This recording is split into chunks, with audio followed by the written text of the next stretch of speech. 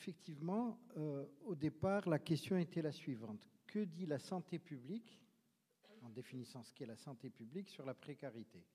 Et je me suis permis de l'élargir à la question du rapport entre la précarité et le service public, du fait précisément des missions du Fonds national de prévention des risques professionnels pour les collectivités territoriales et les établissements hospitaliers. En fait, j'ai 3 idées que je voudrais partager avec vous.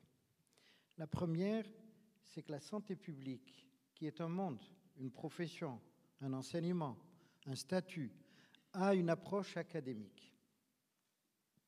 Donc quand vous voulez savoir, c'est bien. Quand vous voulez agir, il vaut mieux aller chercher ailleurs. 2, les différents travaux sur la précarité, du moins ceux auxquels j'ai accédé, finalement, on peut les caricaturer entre 2 grilles de lecture. Je vous les proposerai, si vous voulez bien, pour vérification. Et enfin, la 3e et dernière idée, c'est que le Fonds national de prévention, qui existe depuis 2001, qui a commencé effectivement en 2003, a une analyse qui est centrée sur le travail, naturellement, puisqu'il s'occupe de la prévention des risques professionnels, et non pas sur la santé, sur le travail et sur le service public. Et je vais essayer de vous dire en quoi ce lien, qui n'est pas évident, a des fondements vérifiés. Alors, la première, c'est que la santé publique traditionnellement s'est beaucoup intéressée aux pauvres. Voilà. Elle a toujours travaillé sur la relation entre la pauvreté et les questions de santé. C'est une vieille tradition hygiéniste, sociale, qui est à l'honneur de ceux qui ont animé ce mouvement. Elle s'est intéressée au fur et à mesure aux exclusions, effectivement, les grands exclus, et toujours dans le lien avec la santé.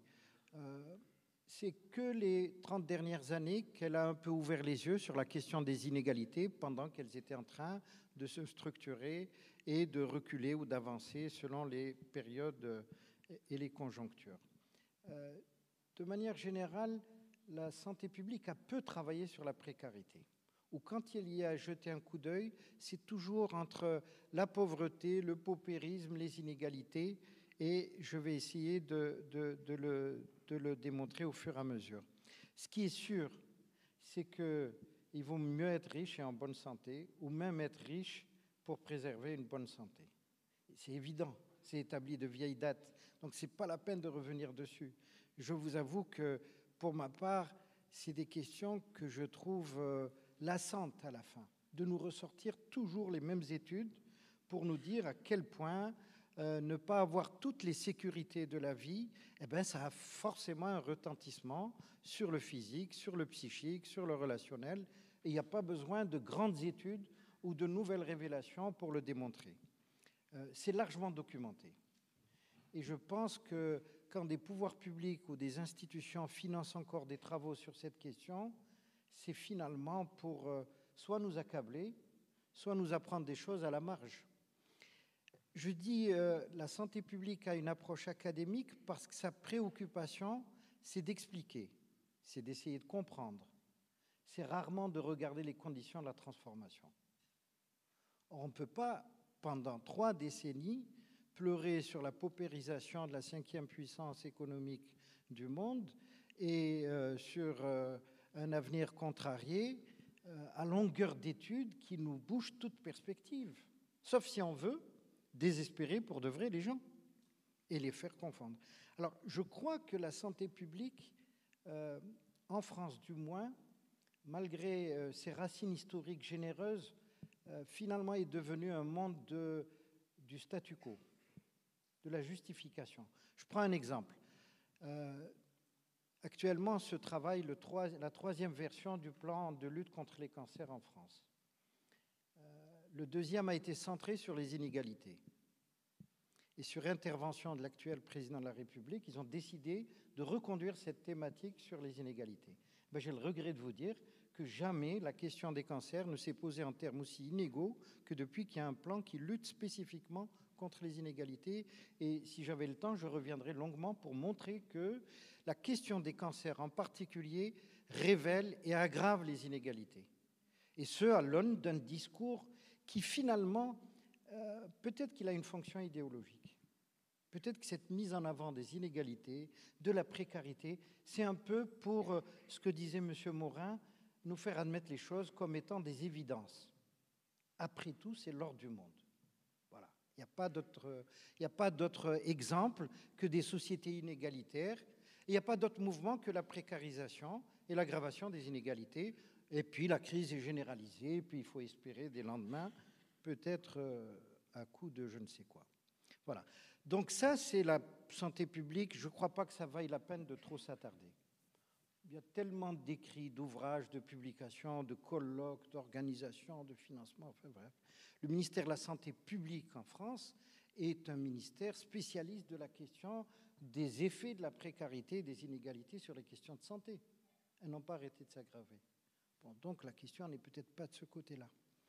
Sur la question de la précarité, au sens de ce que vous avez raison, un syndicaliste qui cite un père, c'est pas mal quand même, mais c'est vrai qu'il a eu la force historique, à un moment déterminant, d'apporter la définition probablement la plus fine. En fait, c'est le cumul des insécurités. Le cumul des insécurités monétaires, familiales, sociales, culturelles, statutaires, relationnelles, etc. Et c'est vrai qu'il l'a très très bien dit. Malheureusement, ça fait très longtemps. Hein, et ça continue. Alors, pour faire court, au fond, de mon point de vue, mais M. Morin me corrigera, il connaît le sujet de manière plus fine.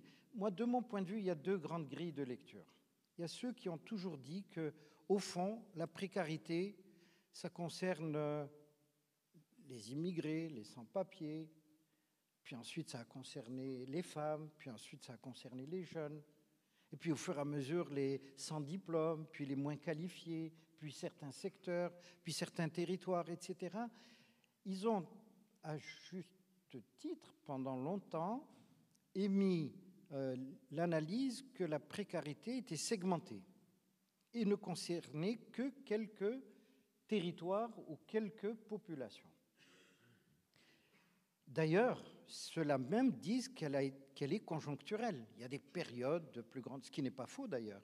Mais si vous voulez, au-delà d'une vision segmentée et conjoncturelle, il s'en accommode depuis plusieurs décennies finalement. Et le mouvement continue. Vous avez donné des chiffres, Monsieur Michel. Madame aussi, la tendance réelle, c'est qu'il y a moins de CDI qui se créent relativement que de CDD qui se créent compte tenu de la proportion des nouveaux emplois. La tendance lourde, sauf si je me trompe, c'est quand même d'aller vers plus de précarisation qu'on intitule flexibilité, employabilité, adaptation, modernité, je ne sais pas quoi. Enfin, il faut quand même regarder les choses en face. C'est-à-dire, il y a aussi une autre lecture qui considère que la précarité est inscrite dans les orientations économiques, sociales et politiques, dans l'ordre du monde actuel. Et qu'on peut pallier, on peut agir à la marge sur une conjoncture, mais finalement on retrouve des tendances lourdes. Elles se sont aggravées, vous avez raison. La tendance de la précarité a été aggravée par l'aggravation des inégalités. Les plus pauvres sont encore plus pauvres, même en nombre plus réduit. Les plus riches sont encore plus riches en nombre plus réduit. Et actuellement, l'enjeu, c'est le tassement. Où est-ce que vont se distribuer les couches moyennes ou intermédiaires? Je pense que la vraie question, c'est que si on refuse de voir que la précarité est l'essence même du néolibéralisme tel qu'il se profile, tel qu'il se met en place, et que la clé de voûte, c'est le coût de la main-d'œuvre, finalement. Pourquoi on parle tant de compétitivité? C'est pour baisser le coût du travail humain, et ainsi, effectivement, le rêve, c'est d'avoir, à l'aune de ce qui se passe en Angleterre, en Allemagne, le grand exemple tant admiré, eh bien, d'avoir une main-d'œuvre moins chère, plus disponible, plus employable, etc. Et je crois que refuser de regarder de ce côté-là, c'est ne regarder qu'un bout. Il est vrai que la précarité touche certaines catégories, certains territoires, certains secteurs. Mais il est aussi vrai que la tendance est lourde. Et que si on ne regarde pas ceux qui, dans les choix, participent de cette précarisation, eh bien, on va être désespéré à la fin. Parce que même avec les petites embellies, ça n'ouvre pas d'autres avenirs, me semble-t-il. C'est pour ça qu'au sein du Fonds national de prévention et du conseil scientifique qui travaille à ses côtés, on a axé notre analyse sur la question du travail.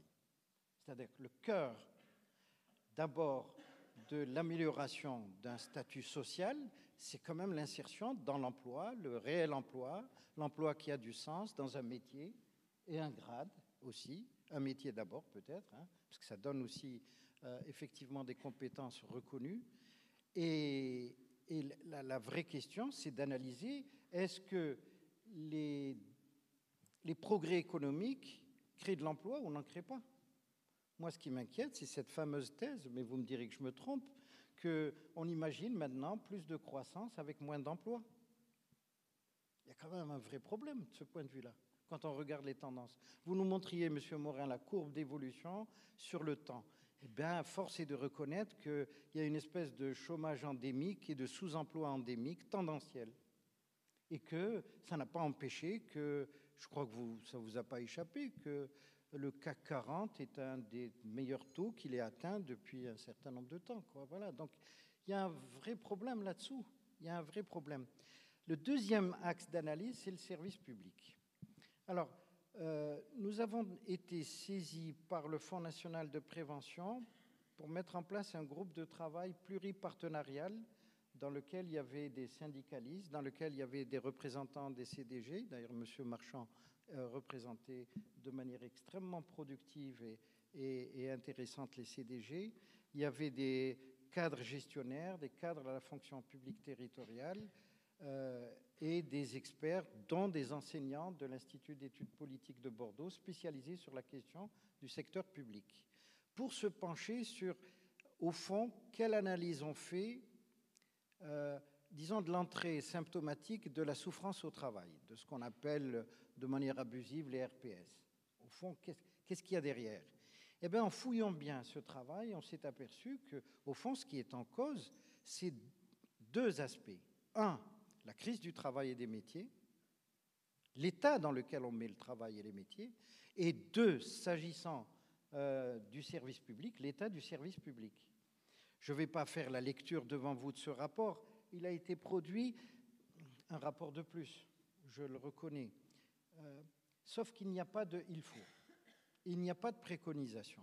C'est un rapport qui invite, qui d'abord essaie de faire le tour des différents points de vue, des différentes postures, et surtout qui invite à réfléchir sur l'état du service public. Les thèses sur lesquelles on a travaillé à travers ce rapport, sont les suivantes.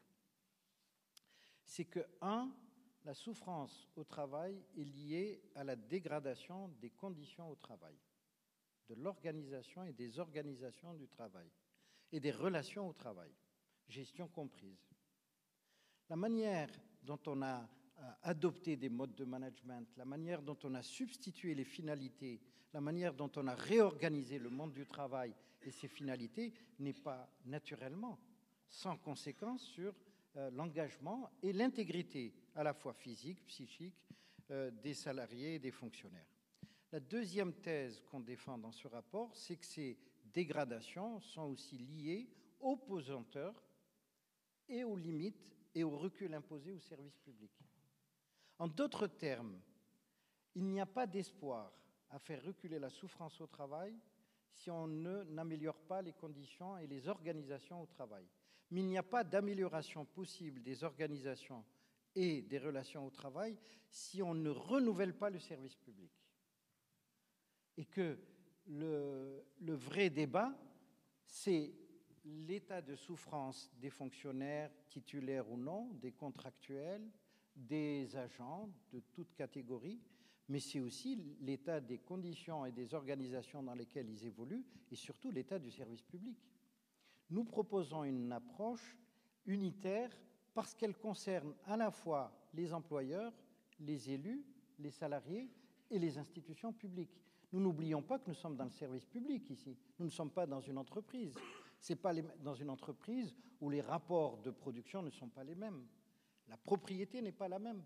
Dans le secteur public, où le secteur public traditionnel continue à se déliter, où le secteur public et le service public se renouvellent.